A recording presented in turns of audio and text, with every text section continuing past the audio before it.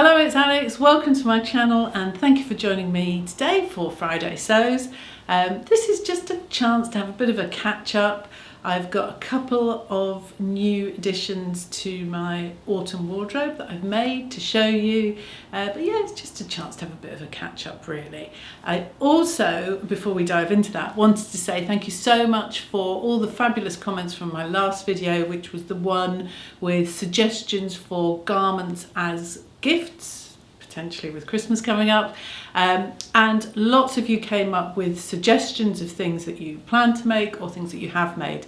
So if you hold on to the end of this video, I'll do a quick roundup, just showed some images of all the things that you've suggested, so it might be worth holding on to have a look at that, and I'll continue to do that as we get in this kind of pre-Christmas run-up. In the meantime, last time I was here I did say that I was going to get going on my new coat, the traveller coat from Bella Loves Patterns, and I was desperate to get on with it, but I had quite a busy week with family, managed to see my oldest daughter, managed to see my son came home for the weekend, we popped over to Liverpool where he's at uni, and yes, I went into Abercarn's. No, I didn't buy fabric. Anyway, I had a bit of a busy week, so I didn't actually get going on that coat until Thursday, and I was so immersed in it that I didn't want to stop and make a video. So yeah, sorry, sewing took over. I think what I said last time was that I wanted to try and find some fabric that would be a similar weight to the wool coating, so that when I made a toile it was as true to kind of fit as possible. But I just didn't have anything when I went to have a look, and it just doesn't seem right to go and buy something, especially when you know you're not going to use it. So I did in the end make it out of the poly cotton that I've got, and I really was in two minds about whether to bother. I read the pattern, I looked at the images, it looked to be pretty oversized, and I thought, oh, it'll be fine. But this time I'm so pleased I did, because I think it would have been a mistake. So I've got it here to show you just quickly. You can probably see, well, you might see I've just sharpied on various sort of pattern markings, because obviously I was never going to wear it as is.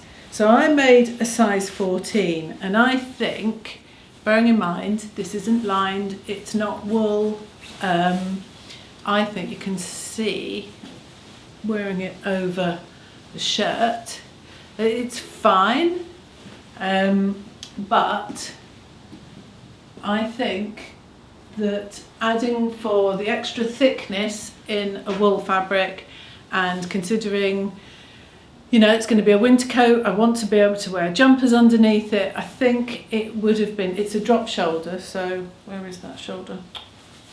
Where have you gone? Yeah, there it is. Yeah, so it's a drop shoulder, so that's not supposed to sit up there. But yeah, I just think, if you just saw when I just put it on there, it's a little bit, not tight as such, but I think allowing for the extra, it wasn't right to make it in this size. So it meant having to go a size up. It was good to do. It was also silly things like, because I've sharpied on, if you can see where the welt pockets are, it was great to sort of just check that that's all where I would want it to be. But the bad news was I do think you have to be in the right frame of mind for coat making. Yeah, because you know it's going to be a slow and steady and sort of precision job, or certainly this pattern anyway. And I was absolutely in the right frame of mind. So it was so frustrating, because I came to the conclusion that I wasn't going to take the risk in just grading it up myself. I had sent the size 14 pattern off to be printed, just that size, because you can do that, you know, you just specify which size. So it did mean sending the PDF off again and getting it reprinted in a size 16. It's an incredibly big pattern. Thank goodness that Fabuloso have that oversized printing, because you've got one sheet for the lining and one sheet for the coat, you know, itself. It's huge, and I think it would have taken me so long to try and grade it up, and I just thought, why mess around, be patient and wait. So I had to wait. Now, patience is not one of my virtues. So, yeah, and as I say, I was really in the mood for sewing. So it was really disappointing that I knew I was going to have to wait a few days. So I decided that what I would do is see what else I had. And I spotted that I'd got this stripy terracotta poplin fabric all ready to sew a shirt. And as you know, I love sewing shirts. This is a shirt pattern that I have made before. It's a Burda pattern. I cannot remember the number, so I'll put it as a title. I made the kind of broderie anglaise bib front version and a straightforward version like this out of the William Morris fabric a little while ago. So I won't go on at any length about it because I've talked about it before. But I really like this stripy fabric. I wanted a striped shirt that kind of felt, I guess, a little bit officey, but not. And I was looking for something that had more me kind of colours rather than sort of standard navy blue, or I've seen quite a few grey ones. So when I spotted this on my feed, I had to buy it. It's from a company I hadn't ordered from before, another one-woman band. It's Fleur something or another. You know me and French names, I'm rubbish. Again, I'll put a title. Yeah, so I had to order this when I saw this in this terracotta stripe. It's a really lovely quality cotton poplin, not too thick, and yeah, I mean, not sort of quilting like at all. And I just knew it would make a great shirt, and I wanted one that was not oversized, that I could fit over sweaters or wear on its own. And I really like this pattern because it gives you exactly that. This is a size 16, you know, the shoulders fit quite nicely. It has darts in the back here to give it a bit of shape. And now that this is now my third version, I now know that it fits. This is a size 16. So for me, it was a nice, easy make, because as you know, I love making shirts, in a really nice to sew fabric, you know, not viscose or silk or anything slippery. So it was great. I'm really, really happy with it. And then, sort of in a similar vein, really, another kind of old favourite, and I just wanted to make something that I knew was going to work, really. And that is these trousers. Now these are another pair of the Sidewinder pants from the Sewing Revival. Obviously I will put links to all these patterns below and to the fabrics. This pattern is one that I've made before, and when I dug my pattern out, I hadn't had the good sense to write what size it was, and I knew that the version I'd made in black linen are a little bit tight, and with linen having that, you know, amount of open weave, I thought, okay, I'm not sure that that's going to fit as well in a different kind of fabric. So I thought I'll start from scratch and print out the correct size according to my sizing, which put me as a large, or somewhere between a large and a medium. And I wanted something a little more drapey. I actually made these in the summer. I made them in August, but very much with autumn in mind. So I wanted something kind of loose fitting and drapey. So I made them in a size large, and I got exactly what I wanted.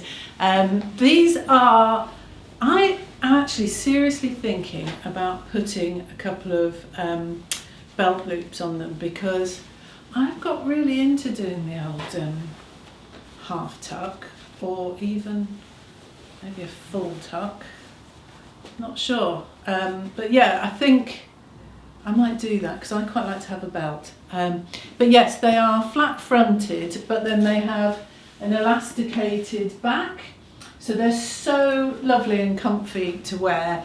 And I don't know about anybody else, but if ever there's a time where I'm going to have what do we call it, weight fluctuations, it's the approach to Christmas, because I am really rubbish at resisting nice Christmas goodies food-wise in the shops. I'm absolutely useless. If there's Stollenbites or marzipan, they may accidentally find themselves in my shopping basket, and therefore I find myself needing a little room.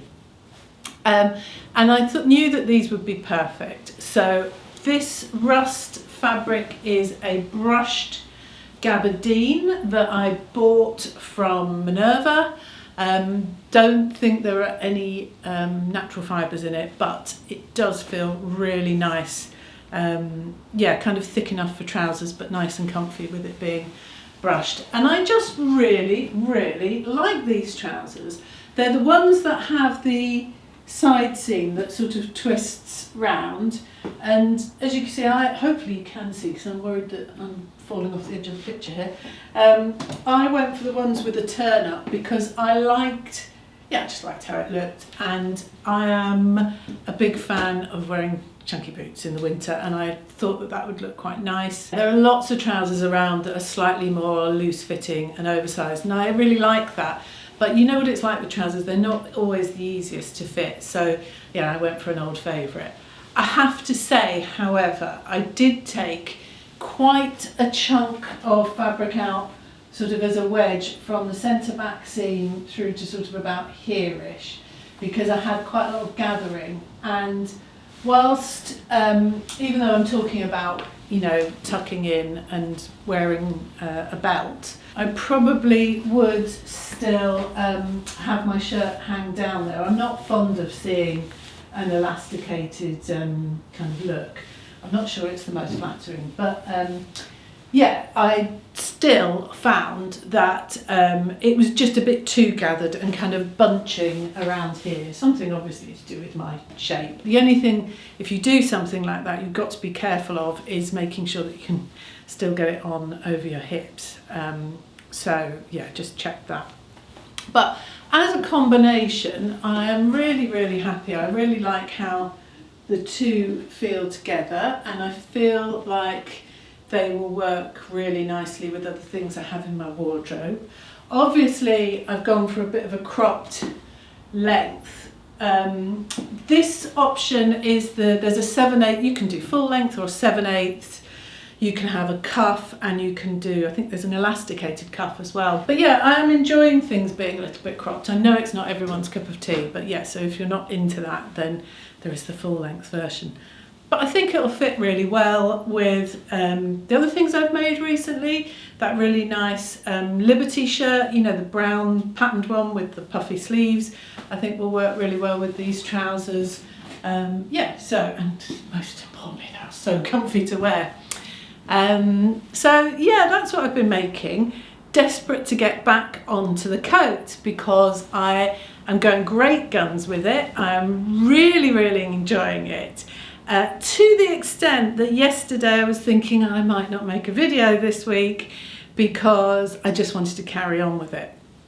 However, I hit a bit of an error, completely my fault, user error. When I created the lining, you know, I've got a back vent, and with the lining on the back vent, you have one side that around that vent edge is slightly wider, and one side where you sort of cut away a section to allow for where the vents fold over. I'll insert a picture. Guess which idiot put the lining on the wrong way around? So I've got a bit of fabric missing where I need extra, and the other way around. So I decided to sleep on it, and I unpicked everything and I've left it, and I thought, right, walk away, have a think about how to sort that out. And I could either patch it in with a bit of the lining fabric, which I'm not sure how good that will look. I think I'm going to patch it in with a bit of the coat fabric. Anyway, hopefully I will have got it done by the time I'm here next time, and I can show you what I mean.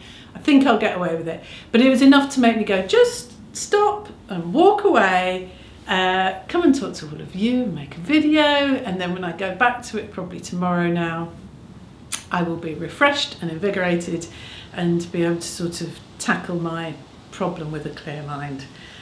So yeah, that's where I got to with that.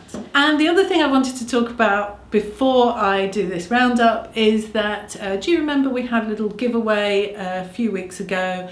I had made the Evelyn top and blouse from Stocks Patterns, And Lindy from Stocks had very kindly offered a sister pack of the 2 patterns as a giveaway.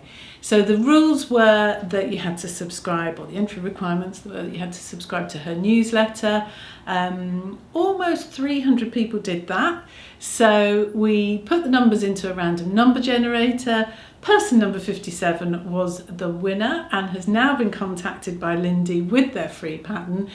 She is happy for me to give her a mention, and that's Leela. So yeah, congratulations for winning that pattern. Yeah, how fabulous. It's a nice versatile one, so you'll really enjoy it. So hold on for a roundup of all the sewing patterns that were suggested by you lovely subscribers here on YouTube, and also people over on Instagram. And these are ideas for sewing patterns for garments as gifts. So that's going to run now. I'm going to say goodbye here, and I will see you very soon. Thanks a lot. Please subscribe if you haven't. That would be fabulous. Okay, bye-bye.